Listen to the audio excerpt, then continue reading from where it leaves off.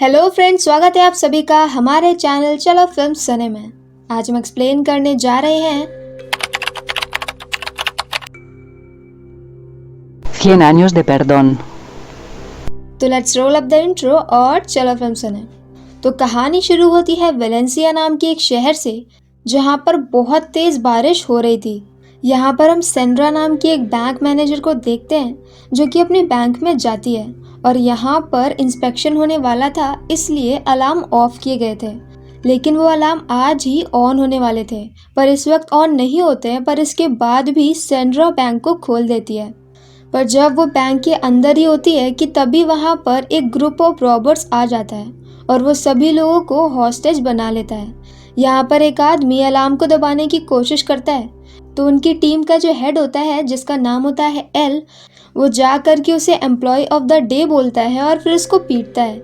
इसके बाद वो वहाँ पर सभी हॉस्टेज को एक आखिरी कॉल करने का मौका देते हैं, क्योंकि वहाँ पर एक लेडी ने बोला था कि उसका एक छोटा सा बेटा है और वो उसके बिना डर जाएगा। और इसके बाद वो सबके फ़ोन ले लेते हैं। फिर एल लोगों को बोलता है कि वो सारे कैमरास को ऑफ कर दे, क्योंकि अलार्म बजने के बाद ये सारे कैमरास पुलिस के कैमरा से कनेक्ट हो जाएंगे और फिर पुलिस देख पाएगी कि अंदर क्या हो रहा है।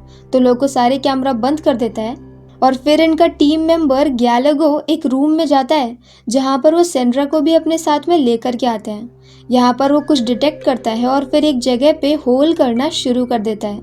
जब वो इस होल को पूरा करता है तो नीचे एक बहुत बड़ी सी टनल होती है। असल में ये टनल इन लोगों ने ही बनाई थी, जो कि आगे जाकर के एक सबवे से मिलती है और वो चोरी करने के बाद यहीं से भागने वाले हैं। पर अब जब यहाँ पर गैलागो अंदर जाता है तब वो देखता है कि बहुत तेज बारिश होने की वजह से पूरी टनल में पानी भर गया है और वो टनल वैसे भी बहुत बड़ी तो नहीं होती है और पानी काफी ऊपर तक आ जाता है। वो जैसे तैसे तैर करके सबवे के पास तक पहुंच जाता है, लेकिन अब उसे पता था कि इतने सारे लोग बैग्स को लेकर के यहाँ तक नहीं पहुंच पाएंगे और पानी का प्रेशर भी काफी ज्यादा है। दूसरी तरफ इसी वक्त में उसके बाकी सारे साथी सभी लॉकर्स को तोड़ रहे थे और उसमें से उन्हें जो कुछ भी मिल रहा था उसको भर रहे थे। क्योंकि अलार्म ऑफ था, इसीलिए किसी भी लॉकर को तोड़ने में उनको परेशानी नहीं हो रही थी। अबेल यहाँ पर देखता है कि बाहर पुलिस आ चुकी है और पुलिस को पता चल गया है कि अंदर एक रॉबरी हो रही है। तो यहाँ पर वो पुलिस का जो सीनियर होता है जिसका नाम होता है डोमिंगो, वो उससे बात करता है। यहाँ एल का प्लान होता है कि वो कॉप से बात करके उन्हें मिसलीड करेगा और भटकाए रखेगा और वो लोग बहुत ही आराम से सब कुछ लूट करके निकल जाएंगे। यहाँ वो डोमिंगो से बोलता है कि उसको एक मिनी बस चाहिए और एक प्लेन चाहिए और डोमिंगो भी हर हाइस्ट मूवी के यूजुअल प्रोसीजर की तरह बोल देता है कि उसे अपने सीनियर से बात करके देखनी पड़ेगी। पर अब जब यहाँ पर गैलागो आकर के एल को बताता है कि उनका एस्केप का प्लान चौपट हो चुका है और वो वहाँ से नहीं जा सकते हैं, तो वो काफ़ी ज़्यादा परेशान हो जाता है और वहाँ से निकल जाता है। तो इसके बाद सेंड्रा गैलागो को बताती है कि उसे कुछ ही वक्त में इस जॉब से निकाल दिया जाएगा, जबकि उसने इतने साल तक काम किया फिर भी। तो अब वो जाते जाते बैंक से अपना बदला लेना चाहती है, साथ ही में वो अपने रिटायरमेंट के लिए अच्छे खासे पैसे भी लेना चाहती है। तो वो यहाँ पर कहती है कि उसके पास एक ऐसी इन्फॉर्मेशन है जिसके बदले में गैलागो बहुत ज़्यादा पैसे बना सकता है। यहाँ पर गैलागो को लगता है कि वो ब्लफ कर रही है और वो अपने बैंक को बचाना चाहती है, इसलिए गैलागो उसे गन पॉइंट पर ले लेता है।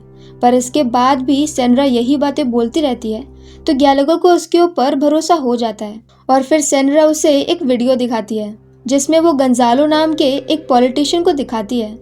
वो बताती है कि गोंजालो कुछ वक्त पहले किसी स्कैम की वजह से जेल में चला गया था, लेकिन कुछ ही वक्त बाद उसे छोड़ दिया गया और सारे सबूत भी मिटा दिए गए।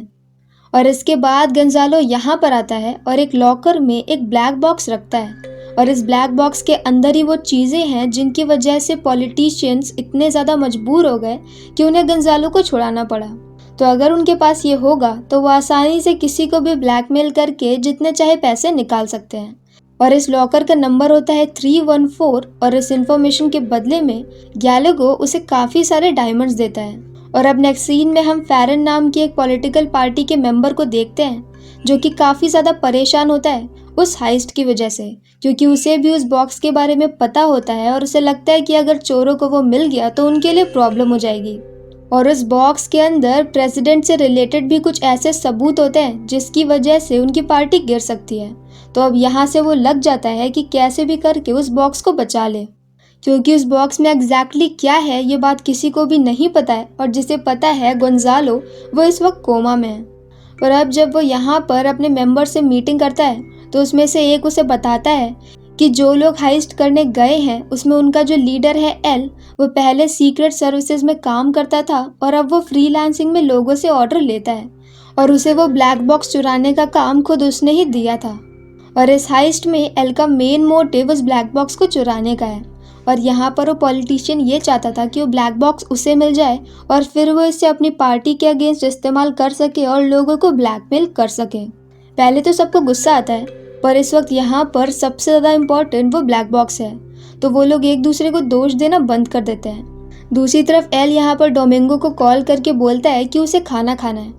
असल में वो ऐसा इसलिए कर रहा था ताकि पुलिस को ऐसा लगे कि वो लोग यहाँ पर बहुत देर तक रहने वाले हैं और वो इसी के हिसाब से अपनी प्लानिंग करे, जबकि एल तो यहाँ पर थोड़ी ही देर में टनल के रास्ते से निकलने वाला था। तो अब वो यहाँ पर कुछ हॉस्टेज को लेता है और उनके ऊपर बॉम्ब को लगा देता है, और ये भी कहता है कि अगर वो हिले तो बॉम्ब ब्लास्ट हो जाएगा।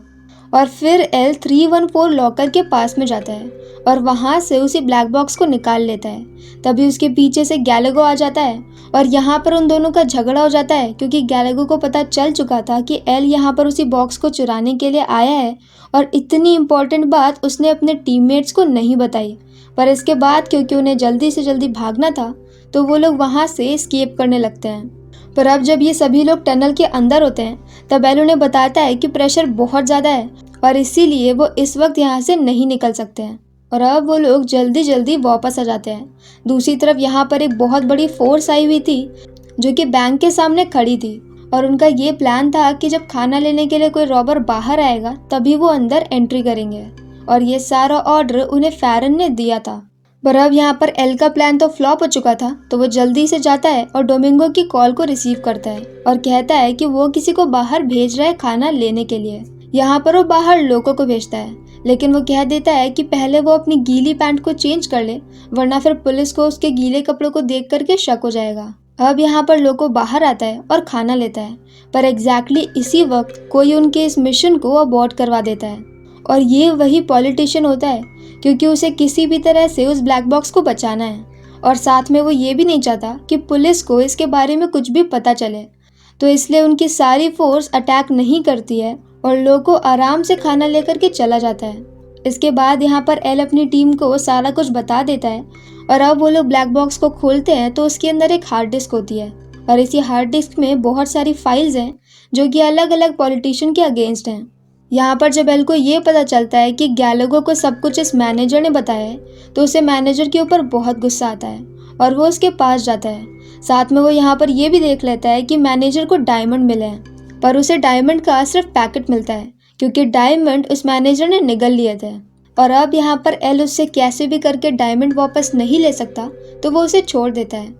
पर दूसरी तरफ यहाँ पर बेवकूफ़ लोग को उस हार्ड डिस्क को खोलना चाहता है तो वो उसे कंप्यूटर से कनेक्ट करता है, और यहाँ पर उसके सामने एक चेस का बोर्ड आता है, पर बेवकूफ़ को चेस खेलना नहीं आता था और वो गलत मूव चल देता है, और वो सारी फाइल्स अपने आप ही डिलीट हो जाती हैं, और अब वो हार्ड डिस्क पूरी खाली होती है। पर यह बात वो डर के मारे किसी को भी नहीं बताता है। दूसरी तरफ अब यहाँ पर मॉलेजो की एंट्री होती है जो कि सीक्रेट सर्विसेज से होता है, और यहाँ पर उसे काम दिया गया था कि वो कैसे भी करके ब्लैक बॉक्स को वापस लेकर के आए, और यहाँ से सारे ऑपरेशन को वो अपने कंट्रोल में ले लेता है। अब वो एल से बात करता है और कहता है कि वो उसे बाहर निकाल सकता है।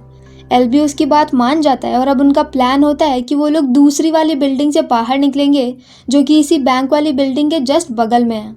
जब वो लोग बाहर निकलने की तैयारी कर ही रहे होते हैं कि तभी लोको एल को सब कुछ बता देता है, और अब एल वहाँ पर उसकी अच्छे से पीठ पूजा करता है, क्योंकि उनके पास सिर्फ एक ही ऐसा तरीका था जिससे वो निकल सकते थे, वो हार्ड डिस्क, और वो भी खाली है। पर अब टाइम नहीं होता है तो वो लोग एक दो हॉस्टेजेस को लेते हैं और दूसरी बिल्डिंग में चले जाते हैं। यहाँ पर जैसे ही वो लोग नीचे उतरते हैं उन्हें बहुत सारे फोर्सेस के मेंबर देखते हैं, जिन्हें देख करके वो समझ जाते हैं कि इनका प्लान यहाँ पर इन्हें मारने का है, इन्हें निकालने का नहीं। और इसके बाद इनके बीच में फायरिंग शुरू हो जाती है, जिसमें उसी मैनेजर सेंड्रा को बुलेट छू करके चली जाती है और उसके हाथ से खून निकलने लगता है। तो वो लोग जैसे तैसे करके वापस से बिल्डिंग के ऊपर आते हैं और वो लोग सेंड्रा को वहीं पर छोड़ देते हैं, सेंड्रा भी उन्हें विश्वास दिलाती है कि वो किसी को कुछ भी नहीं कहेगी, और कहती भी कैसे, उसने खुद भी डायमंड रखे हुए हैं। और अब एल अपने साथियों के साथ वापस से बैंक के अंदर आ जाता है, पर अब उसे बहुत गुस्सा आता है। और अब वो मोलिजो से बात करता है और कहता है कि उसे आधे घंटे में एक बस चाहिए, और अगर नहीं आई तो वो एक एक करके हर हॉस्टेज को मारना शुरू कर देगा। यहाँ गैलेगो उसे बोलता है कि सिर्फ हमें पता है कि हार्ड डिस्क खाली है, उनके लिए तो अभी भी हार्ड डिस्क में काफ़ी कुछ है, तो हम इस हार्ड डिस्क के थ्रू उनसे डील कर सकते हैं। तो अब एल भी उसकी बातों को समझ जाता है और वो वापस से मोलिजो को कॉल करके बोलता है कि अब वो किसी गवर्नमेंट के आदमी से बात करना चाहता है। तो अब नेक्स्ट सीन में उससे बात करने के लिए फेरन आता है। यहाँ वो फेरन से बात करता है और उसे बातों ही बातों में बोलता है कि उसमें कुछ रिकॉर्डिंग और वीडियो है और उसने उस सबको देखा हुआ है, और अगर उसने उसकी मांगे पूरी नहीं की तो वो इसे लीक कर देगा और यहाँ पर जितने भी हॉस्टेज हैं हर किसी के फ़ोन में ट्रांसफ़र कर देगा। फेरन को उसकी बातों पे शक होता है और उसे ऐसा लगता है कि शायद वो ब्लफ कर रहा है, पर अगर यहाँ पर 1% के भी चांसेस होंगे तो उनके तो एल लग जाएंगे, इसलिए वो एल की सारी बात को मान लेता है। और एल एक बार फिर से वही सेम डिमांड रखता है कि उसे एक मिनी बस चाहिए और एक प्लेन चाहिए। पर अब यहाँ पे पीछे से फेरन अपने सोर्सेज से ये भी पता करने लगता है कि उस वीडियो में क्या हो सकता है और वीडियो में प्रेसिडेंट है या फिर नहीं, क्योंकि उसका मेन कंसर्न बस यही होता है कि प्रेसिडेंट को बचाना है। पर अब यहाँ पर कुछ पता चलने पर वो जल्दी से मोलिजो के पास में जाता है और उसे बता देता है कि उस वीडियो में प्रेसिडेंट नहीं है और इनफैक्ट उन्होंने कोई भी वीडियो नहीं देखी है और वो लोग ब्लफ कर रहे हैं। पर अब यहाँ पर मोलिजो उसकी शिकायत प्रेसिडेंट से कर देता है, तो प्रेसिडेंट उसे तुरंत ही वहाँ से निकल जाने के लिए बोल देती है। दूसरी तरफ यहाँ पर डोमिंगो ये सारा सर्कस देख रहा होता है और उसे अब तक समझ में आ जाता है कि किसी नॉर्मल रॉबरी में एक पॉलिटिशियन और एक सीक्रेट सर्विसेज का एजेंट नहीं आता है। और यहाँ पर उसने गोंजालो का भी नाम सुन लिया था, तो वो अपने सोर्सेज से सबके बारे में पता करने लगता है। अब यहाँ मोलिजो को प्लान होता है कि वो एक बस को तो भेजेंगे, लेकिन बस के नीचे बॉम्ब लगा देंगे ताकि वो हार्ड डिस्क और सारे हॉस्टेज और सारे रॉबर्स सबको उसी बस के ब्लास्ट में मार दे। अब यहाँ पर उनकी बस भी आ जाती है और एक एक करके सभी हॉस्टेज अंदर जाने लगते हैं। पर अब यहाँ पर गैलेगो एल को बोलता है कि अगर वो मोलिजो होता तो कभी भी नहीं चाहता रॉबर्ट्स इतनी आसानी से निकल जाएं। और अब नेक्स्ट सीन में हम वापस से बस के सामने बहुत सारे हॉस्टेजेस को देखते हैं, जिसमें से कुछ ने रॉबर्ट जैसे कपड़े पहने हुए थे। वो लोग तुरंत ही अपने हैंड्स अप करके बता देते हैं कि वो हॉस्टेज है। और इसके बाद हम दूसरी तरफ एल को देखते हैं, जो कि अपनी पूरी टीम के साथ उसी टनल से निकल रहा होता है। अब तक बारिश भी काफ़ी हल्की हो गई थी, तो उनके पास इतनी स्पेस होती है कि वो लोग जैसे तैसे तैर करके पहुंच जाते हैं। यहाँ पर वो लोग सबवे में पहुंचते हैं और ऊपर जा करके अपने कपड़े भी चेंज कर लेते हैं। अब यहाँ फोर्सेस अंदर आती हैं और उन्हें वो टनल भी मिल जाती है, पर जब तक वो लोग टनल से सबवे तक पहुँचते हैं तब तक वो लोग वहाँ से निकल चुके होते हैं। और अब एल अपनी पूरी टीम के साथ आराम से मेट्रो में होता है और अब उन्हें अच्छे से पता होता है कि उनके पीछे कभी भी कोई भी नहीं पड़ेगा, क्योंकि अभी भी वो हार्ड डिस्क एल के पास में है और किसी को भी ये नहीं पता है कि हार्ड डिस्क खाली हो चुकी है। और अब वो पूरी लाइफ सेफ रहेंगे और वो आसानी से इस हार्ड डिस्क से उन्हें कभी भी ब्लैकमेल कर सकते हैं। और अब यहाँ पर डोमिंगो को काफ़ी कुछ पता चल चुका था, तो वो ये सारी बातें मीडिया में लीक कर देता है। और अब सबको ये तो नहीं पता कि ब्लैक बॉक्स में क्या है, पर उन्हें ये ज़रूर पता होता है कि उसमें कुछ ऐसा है जिसकी वजह से प्रेसिडेंट और काफ़ी सारे पॉलिटिशियंस को प्रॉब्लम हो रही है। और अब मुझे नहीं लगता कि उन पॉलिटिशियन को कुछ भी होगा, क्योंकि पॉलिटिशियंस तो काफ़ी ज़्यादा पावरफुल होते हैं और वो आसानी से इस बात को भी दबा सकते हैं। और ये मूवी उसी हैप्पी एंडिंग के साथ ख़त्म हो जाती है। तो अगर आपको हमारा एक्सप्लेन पसंद आया हो तो प्लीज़ हमारी वीडियो को लाइक करें, शेयर करें और हमारे चैनल को सब्सक्राइब करें। तो मिलते हैं नेक्स्ट वीडियो के साथ। Bye bye.